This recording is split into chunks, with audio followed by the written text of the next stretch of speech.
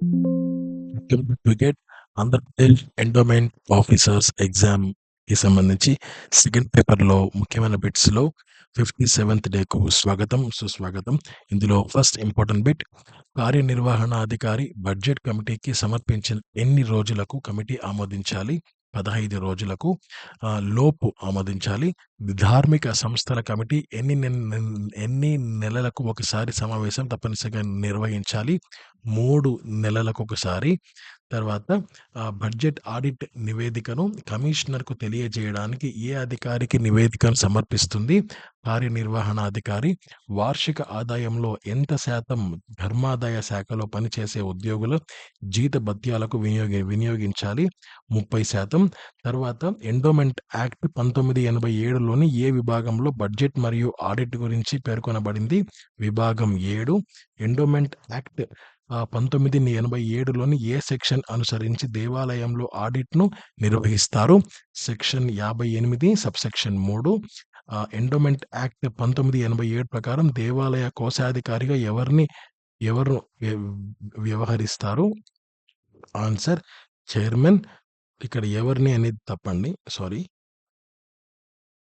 ఎవరు కోశాధికారిగా ఎవరు వ్యవహరిస్తారు అంటే చైర్మన్.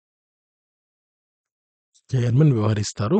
నెక్స్ట్ 1448 ఏదైనా ధార్మిక సంస్థ వార్షిక బడ్జెట్‌ను తయారు చేసిన తర్వాత ఎవరి ఆమోదం అవసరం అంటే 1 దేవాదాయ శాఖ కమిషనర్ ఆమోదం ఖచ్చితంగా అవసరం.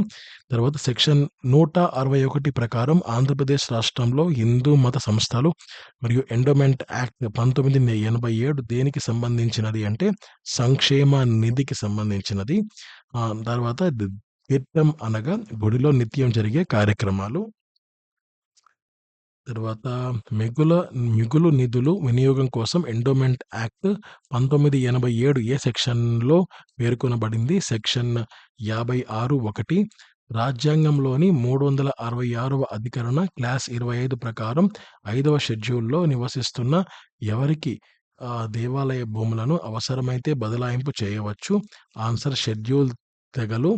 రాజ్యాంగంలోని 2 సార్లు వచ్చింది. సారీ. రాజ్యాంగంలోని ఏ సెక్షన్ అనుసరించి వారసులు లేని సందర్భంలో ఆస్తి ప్రభుత్వానికే చెందుతుందని పేర్కొనబడుతుంది? Answer section 29. ప్రభుత్వానికి చెందిన బంజరు భూములను వ్యవసాయానికి గాని, నివాసం ఉండడానికి గాని కొంత నిర్దిష్టమైన పన్ను చెల్లించే పద్ధతిపై లీజుకిచ్చుటకు ఏమి అంటారు అంటే ఇజారా అని పిలుస్తారు. తర్వాత కుటుంబం నిర్వహించే ప్రధాన వృత్తులు ఏవి అంటే జైవిక విధులు, సామాజిక విధులు, ఆర్థిక విధులు. తర్వాత మాతుల స్థానిక విస్తృత కుటుంబంలో ఉండే సభ్యుల పేర్లు. ఒక వ్యక్తి, అతని భార్య, వారి పిల్లలతో పాటుగా అతని అక్క చెల్లెళ్ళ కొడుకులు ఉంటారనమాట. కాశీ సమాజంలో పత్ని స్థానిక విస్తృత కుటుంబాన్ని ఏమని పిలుస్తారు అంటే యింగ్ అని పిలుస్తారు. కాశీ సమాజంలో ఉండే కుటుంబంలో కనిష్ట కూతురి పేరు ఆన్సర్ కక్కద్దు. కేకేఏ డిహెచ్యు అని పిలుస్తారు. గారో సమాజంలో ఉండే నోక్నా అంటే ఎవరు అంటే కుటుంబంలోని ఆస్తి వారసత్వం, సంస్కారాల నిర్వహణ బాధ్యతలు కలిగిన పెద్ద కూతురు. Maharaja Alak Narayan society of arts and science trust ఆధ్వర్యంలో ఎన్ని దేవాలయాలు కలవు అంటే 180. తర్వాత పత్న స్థానిక విస్తృత కుటుంబంలోని సభ్యులను పేర్కొనుము అంటే వివాహితులైన ఆడబిడ్డలు, భార్యాభర్తలు, వారి అవివాహిత సంతానం మాత్రమే ఒకే కుటుంబంగా ఉండడానికి ఏమంటారు అంటే కేంద్రక కుటుంబం అని పిలుస్తారు. పతి స్థానిక విస్తృత కుటుంబంలో సభ్యులు కాని వారిని పేర్కొనుము అంటే వివాహితులైన కూతుళ్ళు. కుటుంబ యాజమాన్యం తండ్రి వహిస్తూ ఆస్తి వారసత్వం తండ్రి నుంచి కుమారుడికి సంక్రమించడాన్ని ఏమంటారు అంటే పితృవారసత్వ సంక్రమణం అని పిలుస్తారు. దేవాలయ అధికారిని ఏమని పిలుస్తారు అంటే స్థానపతి అని పిలుస్తారు. 2 లక్షల కన్నా తక్కువ ఆదాయం ఉండే ధార్మిక సంస్థలకు కార్యనిర్వహణ అధికారి అవసరం లేదు అని పేర్కొనబడే క్లాస్ ఏది అంటే క్లాస్ సి. ధార్మిక సంస్థలలో కార్యనిర్వహణాధికారి నియామకం గురించి తెలుపబడే దేవాదాయ ధర్మాదాయ చట్టంలోని ఏ సెక్షన్‌లో పేర్కొనబడింది? సెక్షన్ 29. ఎండోమెంట్ యాక్ట్ 1987లో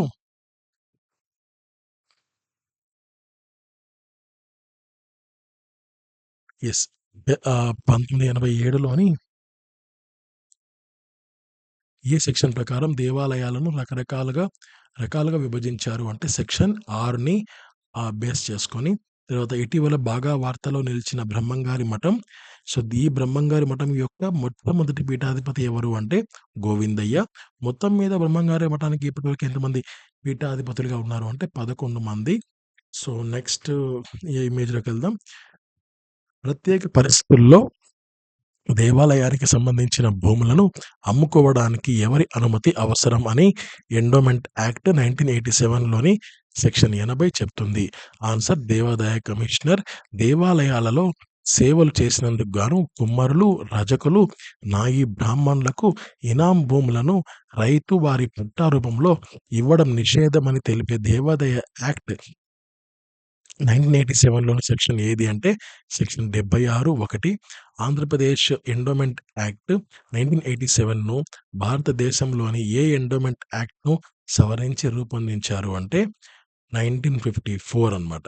తర్వాత ఈ యాక్ట్‌ని రీప్లేస్ చేసి 87ని రూపొందించారు. తర్వాత ఒక దేవాలయానికి కార్యనిర్వహణాధికారి పోస్ట్ ఖాళీగా ఉంటే తాత్కాలికంగా బాధితులు దేవాదాయ శాఖ కమిషనర్ ఎవరిని నియమిస్తారు అంటే ఆ దేవాలయంలో పనిచేసే ఇతర ఉద్యోగులను లేదా ఆ దేవాలయాల ట్రస్ట్ చైర్మన్‌ను లేదా ఆ దేవాలయాల ట్రస్ట్ సభ్యులను నియమిస్తారు. తర్వాత ఎండోమెంట్ యాక్ట్ 1987 సెక్షన్ 6(a) ప్రకారం దేవాలయాల ఆదాయం ఎంత ఉండాలి అంటే 25 లక్షల పైన. బాగా అబ్జర్వ్ చేయండి. ఎండోమెంట్ యాక్ట్ 1987 సెక్షన్ 6(a) ప్రకారంగా 25 లక్షల పైన ఉండాలి. సెక్షన్ 6(c) ప్రకారంగా 2 లక్షల కన్నా తక్కువ ఉండాలి. తర్వాత సెక్షన్ 6(d) ప్రకారంగా ఆదాయంతో సంబంధం లేనివి ఆలయాలుంటాయి. సో, ఈ 3 చాలా ముఖ్యమైన బిట్స్ ఇవి. తర్వాత ఎండోమెంట్ యాక్ట్ 1987 ప్రకారం దేవాలయాలను ఎన్ని రకాలుగా విభజించారు? 4 రకాలుగా. ఎండోమెంట్ యాక్ట్‌లోని ఏ సెక్షన్ ప్రకారం కమిషనర్‌ను నియమిస్తారు? సెక్షన్ 3. తిరుమల తిరుపతి దేవస్థానపు నిర్వహణ కొరకు ప్రభుత్వం ఎండోమెంట్ యాక్ట్‌లోని ఏ సెక్షన్‌ను అనుసరించి కార్యనిర్వాహక కమిటీని ఏర్పాటు చేస్తుంది? Answer section 91(a). సో, ఇంతటితో మనకు 57th డే పూర్తయిపోయింది. సో, ఈ యొక్క ఎగ్జామ్ సంబంధించి యాజ్ యూజువల్ నేను చెప్పిన మాట చెప్తున్నాను. నోటిఫికేషన్ గురించి, జాబ్ క్యాలెండర్ గురించి ఆలోచించకండి. అవి రావాలని అందరూ కోరుకుంటున్నారు. బట్ అది ఎప్పుడు అని ఆలోచించి దయచేసి మీ యొక్క విలువైన సమయాన్ని వృధా చేసుకోకూడదని నా యొక్క రిక్వెస్ట్. మీ ప్రిపరేషన్ మీద కాన్సంట్రేట్ చేయండి. రావాల్సినవి తప్పకుండా వచ్చి తీరుతాయి. నోటిఫికేషన్ రావడం అయితే పక్కా. అది నవంబర్ లోపలే అని కొంతమంది అంటున్నారు విశ్వసనీయ వర్గాల ప్రకారంగా. సో, అది ఫైనాన్షియల్ క్లియరెన్స్ వచ్చిన వెంటనే మనకు నోటిఫికేషన్ వస్తది. ఫారెస్ట్ బీట్ ఆఫీసర్ వస్తదని ఎక్కువ మంది ఊహించలేదు. చాలా తక్కువ మంది అనుకున్నారు. బట్ ఇమ్మీడియేట్‌గా వచ్చేసింది. ఎగ్జామ్ డేట్ కూడా వాళ్ళు రిలీజ్ చేశారు. సో, నోటిఫికేషన్ వచ్చాక మనకు సమయం ఉండదు.